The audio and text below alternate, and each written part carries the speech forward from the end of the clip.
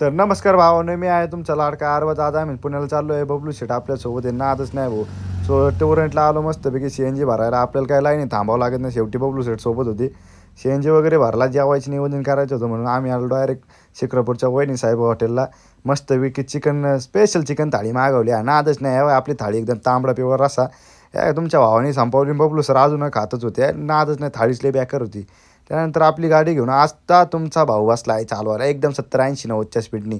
आणि गाडीचे भाऊ 1 2 3 4 5 6 व्हिडिओ काढावं म्हणलं. डायरेक्ट झापूक झुपूक पद्धतीने व्हिडिओ घेतले काढून. डायरेक्ट मार्केटला आलो. गाडी बिडी खाली झाली. बबलू सर ते त्यांचं काम करीत होते. नादच नाही भाई मोकार बाईचा. त्यानंतर घरी आता बबलू सर गाडी चालवताना नादच नाही. बबलू सर म्हणलं डायरेक्ट ट्रॅफिकच्या वरून जाऊ, पण नको म्हणलं त्यांना थांबा. त्यानंतर बबलू सर म्हणले गाणे बिणे लावू. डायरेक्ट गाणं लावलं ना, कशी जाऊ नादच नाही. त्यानंतर आलो आम्ही शिरूरच्या टोरंट पंपावर. गाडी बिडी लावली. एक नाद खुळा. बबलू सर एवढे जेवले होते का त्यांना गाडीच्या खाली पण उतरत नव्हतं. नादच नाही भाऊ. तुम्हाला हा ब्लॉग आवडला बिवडला असेल तर लाईक कमेंट सबस्क्राईब वगैरे करून टाका. धन्यवाद.